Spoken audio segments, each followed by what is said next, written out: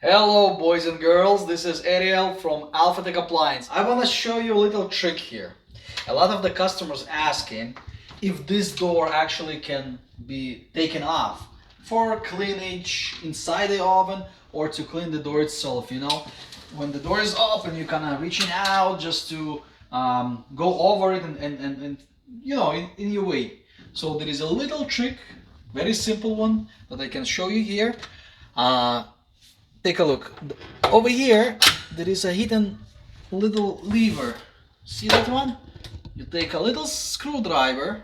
So you taking this guy out. See that? And now, when you come to close the door again, you see this side pressing against this lever.